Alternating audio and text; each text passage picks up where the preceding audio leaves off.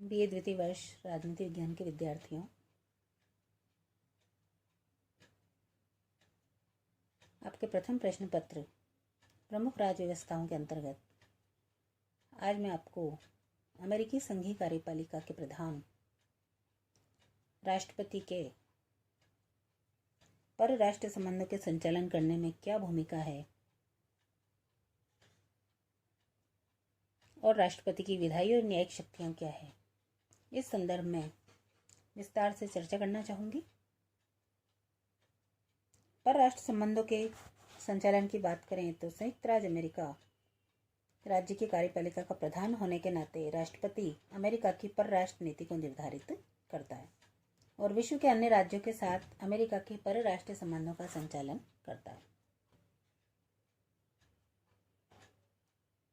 सन 1800 में मुख्य न्यायाधीश मार्शल ने घोषणा की थी कि वैदेशिक संबंधों में राष्ट्रपति राष्ट्र का एकमात्र अधिकरण है और विदेशी राष्ट्रों के मध्य वह उसका एकमात्र प्रतिनिधि है। परराष्ट्र संबंधों के संचालन में राष्ट्रपति द्वारा निम्नलिखित कार्य किए जाते हैं, जिसमें है राजदूतों और प्रतिनिधियों की नियुक्ति करना। दूसरा, अमेरिकी विदेश नीति का प्रवक्ता।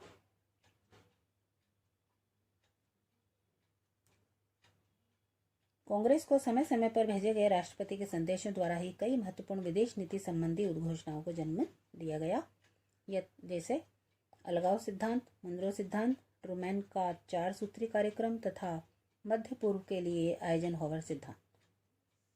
तीसरा है विदेशी सरकार को मान्यता प्रदान करना। विदेश नीति के क्षेत्र में राष्ट्रपति को एक अन्य उल्लेखनीय शक्ति विदेशी सरकारों को मान्यता प्रदान करने की भी है। चौथा, संधियां और प्रशासनिक समझौते। वैदेशिक नीति से संबंधित राष्ट्रपति का सबसे प्रमुख कार्य विदेशी राज्यों से संधियां या समझौते करना है, लेकिन ये संधियां तभी वैध समझी जाती हैं जबकि सीनेट द्वारा अपने 2/3 बहुमत से इनकी पुष्टि कर दी जाए। संधियों की क्रियान्विति हेतु उन पर सीनेट का अनुसमर्थन आवश्यक होता है। अतः अनेक बार राष्ट्रपति दूसरे देशों के साथ संबंध स्थापित करने के लिए संधियों के स्थान पर प्रशासकीय समझौतों का मार्ग अपनाते हैं, क्योंकि इन पर सीनेट के अनुसमर्थन की आवश्यकता नहीं होती। 7वां है विदेशों में अमेरिकी नागरिकों का संरक्षण। 8वां, सशस्त्र बलों का प्रधान सेनापतित्व। संविधान के द्वारा राष्ट्रपति सशस्त्र बलों का सर्वोच्च सेनापति है। अब विधायी शक्तियों को देखें तो शक्ति विभाजन सिद्धांत पर आधारित अध्यक्षात्मक शासन व्यवस्था को अपनाने के कारण अमेरिकी संविधान के द्वारा राष्ट्रपति को प्रत्यक्ष रूप में विधि निर्माण की शक्ति प्रदान नहीं की गई, लेकिन संविधान निर्माता शक्ति विभाजन सिद्धांत की सीमाओं से परिचित थे और उनके द्वारा राष्ट्रपति को विधायी क्षेत्र में कुछ कार्य भी सौंपे गए। इसमें है कांग्रेस को संदेश भेजना, कांग्रेस के विशेष अधिवेशन आमंत्रित करना और निषेधाधिकार। राष्ट्रपति की विधायी शक्तियों में सर्वाधिक महत्वपूर्ण निषेधाधिकार की शक्ति है। संविधान में कहा गया है कि सीनेट और प्रतिनिधि सभा में पारित होने के पश्चात विधेयक के कानून बनने के पूर्व संयुक्त राज्य अमेरिका के राष्ट्रपति के पास भेजा जाएगा। राष्ट्रपति को विधेयक पर पूर्ण निषेधाधिकार नहीं है, वरन सीमित निषेधाधिकार ही प्राप्त होता है। उसके निषेधाधिकार शक्ति के 2 रूप होते हैं, विलंबकारी निषेधाधिकार और जैवी निषेधाधिकार। अब आते हैं कार्यपालिका आदेश। तो निषेधाधिकार राष्ट्रपति को निषेधात्मक विधायी शक्ति प्रदान करता है, तो राष्ट्रपति के द्वारा सकारात्मक विधायी शक्ति का प्रयोग कार्यपालिका आदेश के माध्यम से किया जाता है। व्यवस्थापन को प्रभावित करने के अन्य साधन भी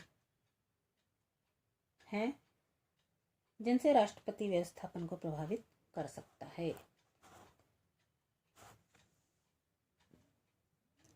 न्यायिक शक्तियों की चर्चा करें तो राष्ट्रपति को न्यायिक क्षेत्र में भी अनेक शक्तियां मिली हुई हैं। सीनेट की सहमति से वह संघीय न्यायालय के न्यायाधीशों की नियुक्ति करता है, किंतु वह उन्हें पद से नहीं हटा सकता।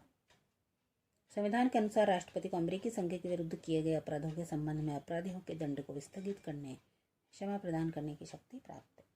चौथा, राष्ट्रपति एक दलीय नेता के रूप में।